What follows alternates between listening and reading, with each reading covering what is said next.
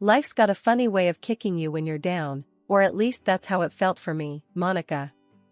I was just a regular 25-year-old, dealing with the usual mess of a life that seemed to spiral out of control more often than not.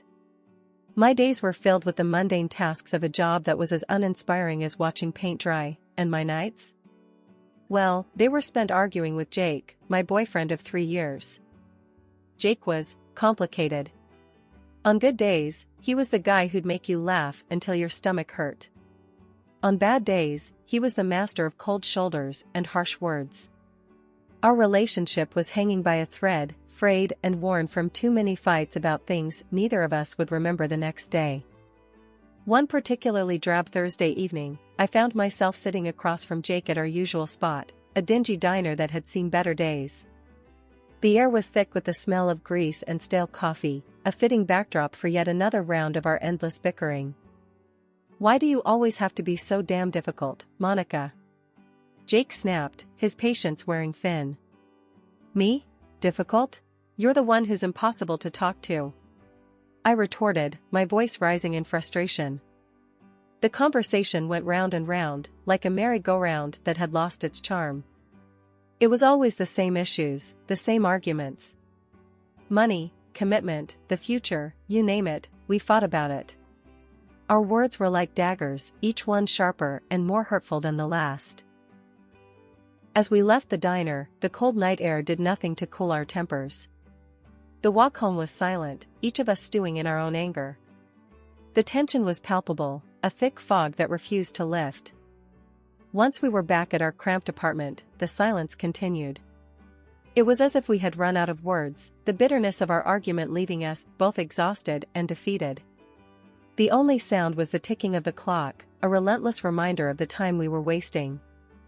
Lying in bed that night, I couldn't help but wonder where it all went wrong. Was this what the rest of my life would look like? Endless fights with a man who seemed more like a stranger with each passing day. The thought was suffocating, a heavy weight on my chest that made it hard to breathe. It was in that moment of despair that I made a decision. I couldn't live like this anymore. Something had to change. Little did I know, the universe had already set in motion events that would change my life in ways I could never have imagined.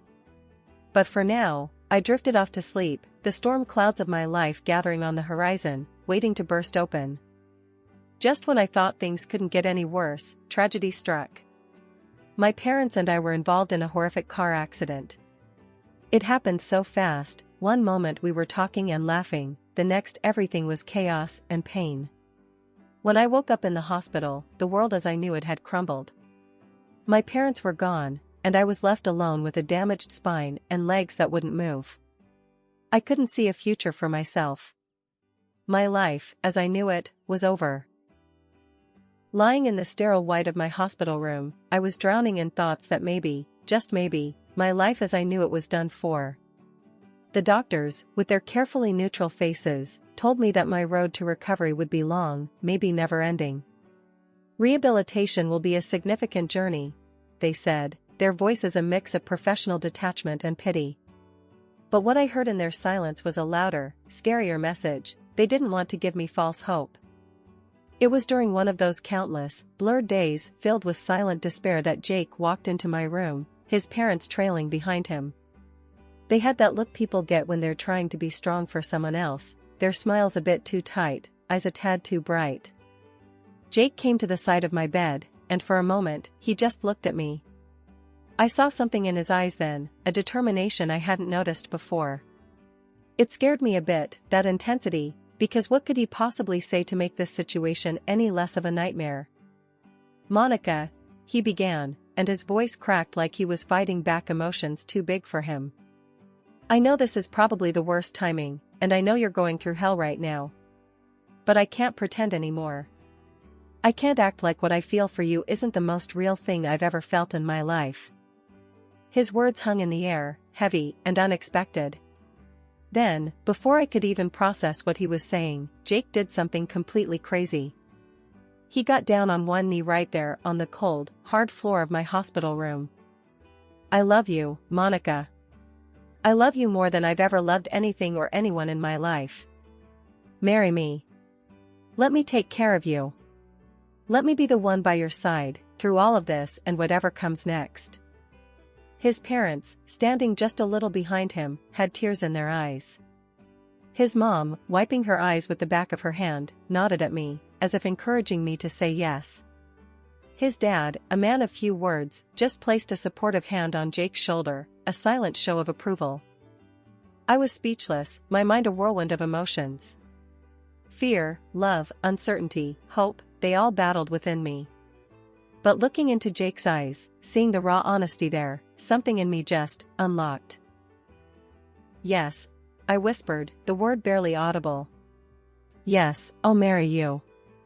The relief and joy on Jake's face were like a sunrise after the darkest night. His parents came closer, both of them assuring me, "We're going to take care of you, dear, as if you were our own daughter. Your family now." The wedding itself was nothing like I had ever imagined my wedding would be. It was small, intimate, with only the closest of our relatives and friends. I was in my wheelchair, feeling a mix of exhaustion and happiness, a bizarre cocktail of emotions. But when I saw the faces of those who came, saw their genuine smiles and teary eyes, I knew this was right. This was real. Despite the unorthodox circumstances, that day was a blur of love, a testament to something I wasn't sure I believed in anymore: hope. Jake and I, hand in hand, faced our small audience, our vows more than just words, they were promises, a bridge over the uncertainty of my recovery and our future. And as we sealed those vows with a kiss, I allowed myself to believe, maybe for the first time since the accident, that life wasn't over. It was just taking a route I hadn't planned on, a route I wouldn't have to navigate alone. After Jake and I got married, we moved into the big, fancy house my parents left me. It was already fixed up for someone in a wheelchair, with handrails everywhere and special stuff in the bathroom to help me take a shower or a bath. At first, Jake seemed all caring and helpful, like he was really gonna stand by me through thick and thin. But that changed faster than I expected. Not long after we moved in, Jake quit his job. He said it was 'cause he needed to take care of me, but honestly, I wasn't seeing much of this so-called care. His excuse was that we didn't need to worry about money 'cause of the inheritance I got from my parents. According to him, that meant he didn't need to work anymore. But here's the kicker: I ended up doing most stuff by myself. Cooking, trying to clean up as best as I could, struggling to take a bath, it was all on me. Meanwhile, Jake spent his days glued to his computer screen, playing games, or hanging out with his buddies at some bar. He'd come home late, usually drunk, and then he'd start on me, calling me a burden and whatnot. It wasn't just Jake either. His parents, who used to be all sweet and caring before we got married, flipped a switch too. They'd come over, and I'd catch them giving me these looks of disgust when they thought I wasn't paying attention. It was like they saw me as some kind of mistake their son had made. One day, I had enough and confronted Jake about it. I was struggling to make a simple meal in the kitchen, and he just waltzed in, looking for something to snack on. "Can't believe you're just lounging around all day while I bust my ass trying to do basic stuff," I snapped, my frustration boiling over. Jake just rolled his eyes, grabbing a beer from the fridge. "Oh, come on, Monica. You act like you're the only one who's got it tough. I gave up my job for you, remember?" "Gave up your job? Please, you've made that into some kind of noble sacrifice. All you do is mess around all day while I'm stuck dealing with all of this." I gestured around the kitchen, my voice cracking with emotion. "And what's that supposed to mean? You think I enjoy having no life outside of this house? You think I like seeing you like this?" His voice was getting louder, more aggressive. "Having no life? You're out every other night, Jake. How's that having no life? And me? I didn't choose this. I didn't ask for any of it." I was shouting now, tears of anger and frustration welling up in my eyes. The argument spiraled from there, each of us hurling accusations and hurtful words until we were both too exhausted to continue. It was clear as day that the man I married, the family I thought I'd gained, they weren't the support system I'd hoped for. They were just another set of obstacles I had to navigate in this new, harsh reality of mine. As the days turned into weeks, the atmosphere in my home shifted from uncomfortable to outright hostile. Jake's parents, who had once put on a facade of concern and affection, now treated my home like their personal kingdom, blatantly disregarding any semblance of respect or boundaries. Their behavior escalated quickly. They roamed the house as if it were theirs, rummaging through the refrigerator at any hour, taking food without so much as a "by your leave." The living room became their domain, the sofas permanently indented from their constant lounging. The television blared from morning till night, filling the house with incessant noise that grated on my nerves.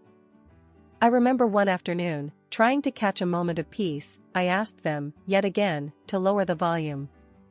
"Could you please turn down the TV? I'm trying to rest, and it's really loud," I pleaded, my voice laced with frustration. My mother-in-law, without so much as glancing my way, waved dismissively and replied, "Oh, stop fussing. The volume's fine. You're just too sensitive." Their audacity left me fuming, but nothing prepared me for the discovery I made one quiet morning. I decided to sort through my mother's jewelry, seeking a small connection to her, a moment of solace amidst the chaos. As I opened the cherished casket, my heart sank. The pearl beads, a precious keepsake from my mom, were gone. The shock of their absence was quickly overshadowed by anger when, later that day, I saw the missing beads adorning my mother-in-law's neck. I confronted her, my voice shaking with a mix of rage and disbelief. "Those are my mother's pearls. How did they end up with you?" She feigned confusion, a poorly masked look of guilt quickly passing over her face, before she retorted, "Your mother's? Don't be ridiculous. These have been mine for years. You should be ashamed, accusing me of such nonsense." Her words stung, but they also solidified my growing suspicions about the kind of people I was dealing with. My discomfort turned to vigilance, and it wasn't long before I noticed other items missing: paintings that once graced our walls, expensive dishes that were part of my family's collection. Each disappearance chipped away at my sense of security, leaving me feeling more isolated and betrayed. The final straw came when I caught a glimpse of my mother-in-law one evening, sneaking out with a large, bulging black bag. Her hurried pace and the way she glanced around, thinking she was unnoticed, spoke volumes. I couldn't stay silent any longer. Confronting her the next day, I demanded, "What was in that bag you took out last night? More of my things? More of my parents' memories you decided you're entitled to?" Her reaction was a mix of defensiveness and guilt. "You've got it all wrong," she stammered, avoiding my gaze. "I was just taking some things to donate." "Your accusations are hurtful and unwarranted." But her words rang hollow. The evidence was too damning, the pattern too clear. I was living with vultures, picking over the remains of my past life, my family's legacy. The realization was a bitter pill to swallow, leaving me to wonder how I could ever have thought these people were my family. Lily, my beacon in the fog of deceit surrounding me, was more than just a friend at this point. She was my ally in a house that felt more like enemy territory with each passing day. During one of her routine visits for my massage therapy, which had become one of my few solaces, I finally broke down and shared my darkest suspicions about Jake and his parents. The weight of my words hung heavy in the air, thick with betrayal and fear. Lily's response was immediate, a mix of outrage and practicality. "Monica, we need solid proof. How about we plant some bugs in the house? Catch them red-handed?" Her suggestion, radical as it seemed, was a lifeline. Desperation had a way of making the unthinkable suddenly seem like the only option. So, we did just that.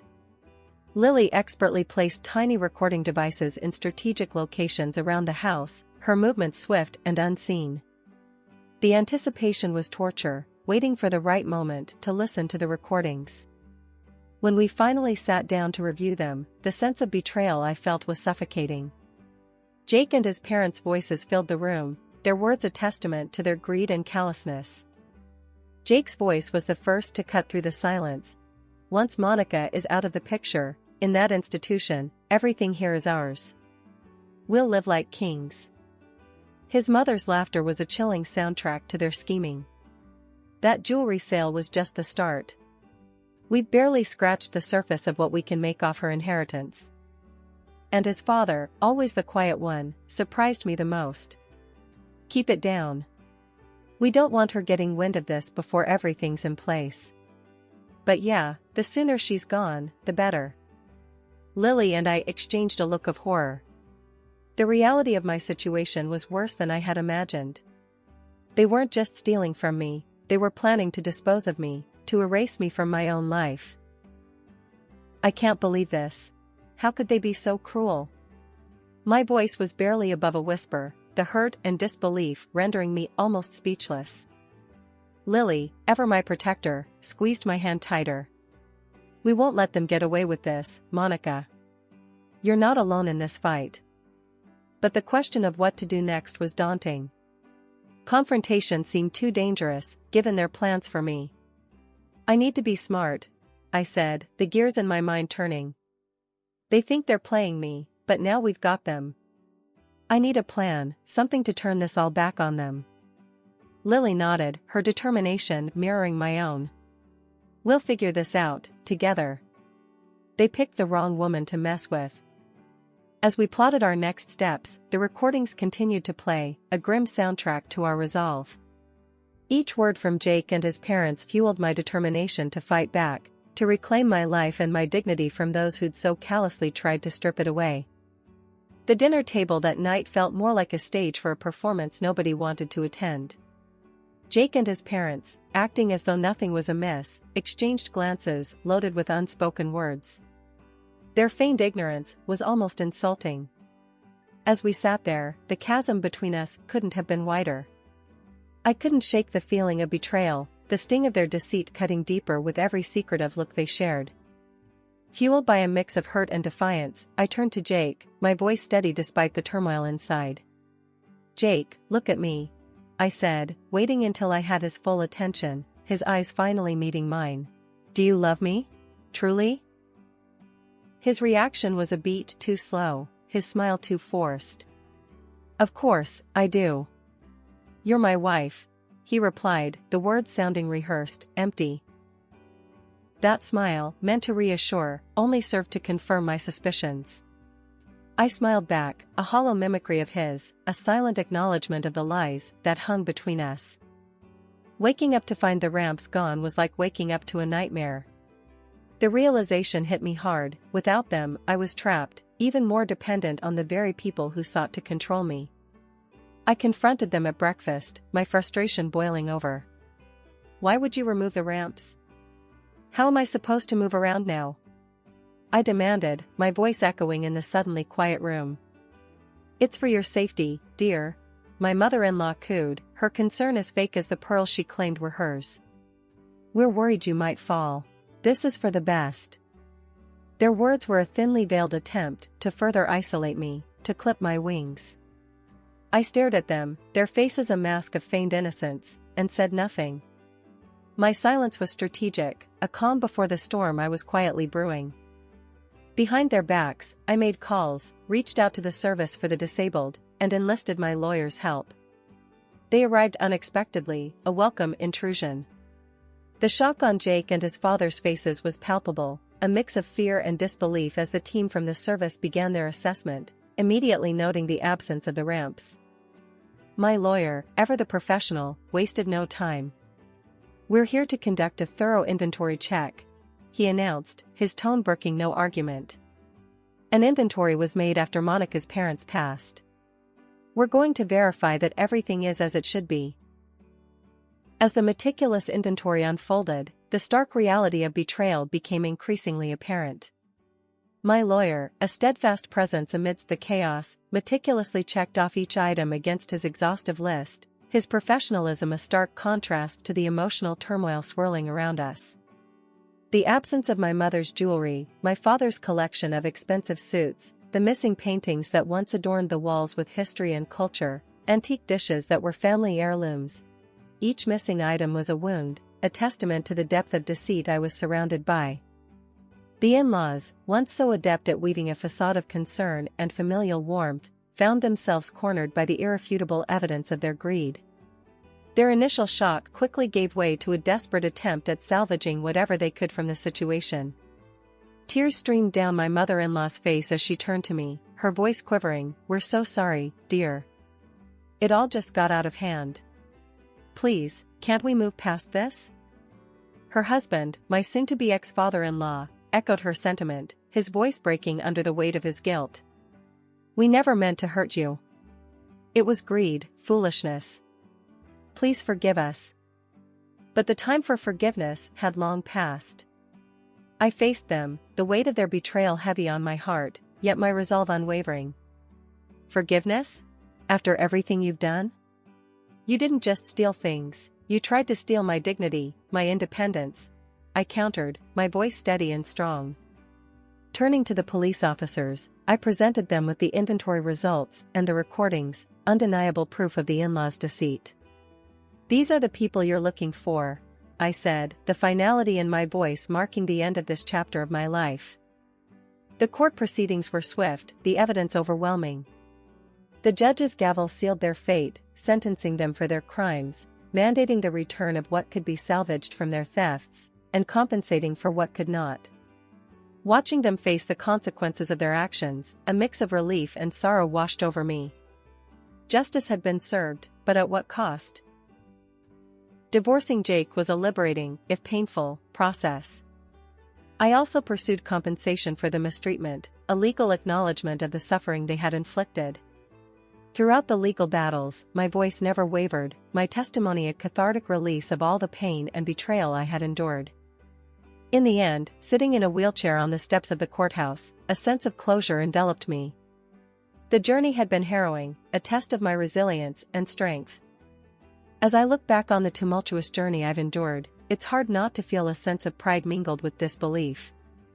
The road to recovery was fraught with uncertainty, yet here I am, making strides, both literally and metaphorically, that once seemed out of reach. My legs, which doctors feared might never regain their strength, are now carrying me forward, step by tentative step. The sensation of pebbles under my feet, a once mundane experience, now fills me with an overwhelming sense of victory.